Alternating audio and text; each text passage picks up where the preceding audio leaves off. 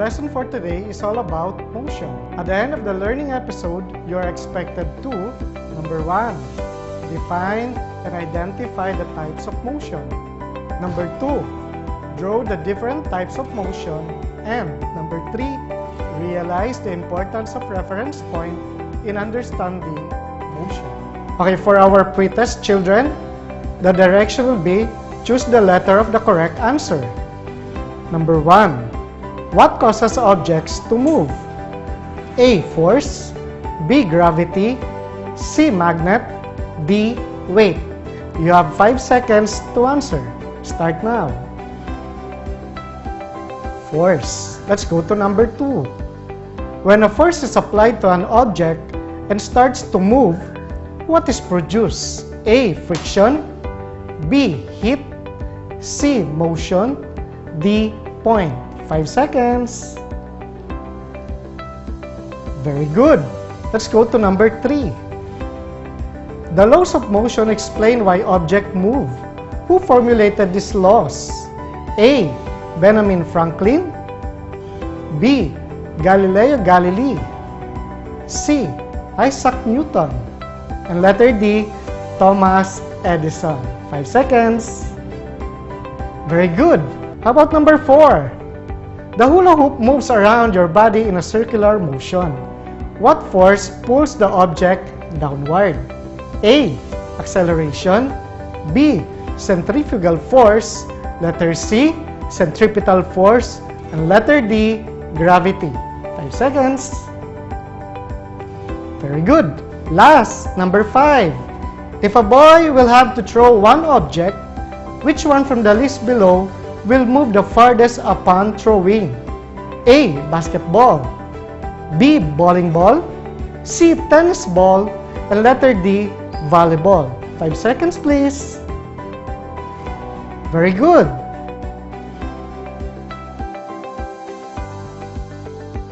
For our recap, since it is now our 3rd grading period, I want to know if you can still recall some of the lessons that we had. Now, let's try to do simple activity to help you freshen up and recall our past lesson. Ready? Get your notebook or your paper and pen, then be ready to record or write your answer. Number 1. What do you call these bodies of water that are formed when fresh water from rivers flows and mixes with salt water from the sea or ocean? 5 seconds. Very good. The answer is estuaries. Let's go to number 2. It is a series of organisms that transfer energy from the form of food. Answer? Food chain. Very nice. Last, let's go to number 3. It consists of 2 or more food chains. And it is? Wow, very good. It is all about food web. Very good. It is good to know that you really learned a lot from our past lesson. Now, you are more than ready for our next topic. When we say that something is in motion, we usually mean that it is moving. But motion has special meaning in science. In science, motion is a change in position compared to a place or an object that is not moving. The place or object that is not moving is called the frame of reference. So what is motion? It seems that everything is moving. Motion is a change in position. From the time you wake up until you go to sleep, all our activities involve movement. We have to move in order to complete our task. Motion will always be a part of our daily life. Example, an airplane that is flying. Okay? An airplane flying in the sky. So how can you tell if someone is in motion? Motion may be defined as a change of an object's position as caused by force. When there is movement, there is motion. There can be no motion without a force or set of forces. Forces, therefore, initiate and influence motion. An example is a jeepney with its passengers. Motion is relative. Consider the passengers in a moving jeepney. Passengers inside the jeepney do not consider themselves moving because they are just sitting in the jeepney. However, the people standing outside consider them moving because the jeepney is changing its position from one point to another point. By definition, motion is a change in position with respect to a reference point. So let's go to the different types of motion. Number 1, rectilinear motion. Motion of the object in a straight line path is called rectilinear motion. For example, motion of train on a track, motion of ants in a straight path, motion of freely falling stone from top of the building towards the ground. So we have a moving train on its track. So there's the picture. Okay? Let's go to number 2, which is circular motion. Motion of object in a circular path is called a circular motion. For example, children riding a Ferris wheel or riding a merry-go-round, or motion of Earth around the sun. So we have a picture of a Ferris wheel and a merry-go-round. There you are. Number 3, periodic motion. Motion of an object which repeats itself after a certain period of time is called periodic motion. For example, motion of Earth around the sun is periodic as well as circular, as it repeats itself after time of 365 days. Motion of a simple pendulum is periodic. Motion of minute and second in hand in a wristwatch is periodic. There you are. We have revolving around the sun, the pendulum, and the clock with its hands. A reference point is a fixed place or an object used to determine the position of an object. If the reference point is the ground outside the car, the passengers are moving. If the reference point is the floor of the car, the passengers are not moving.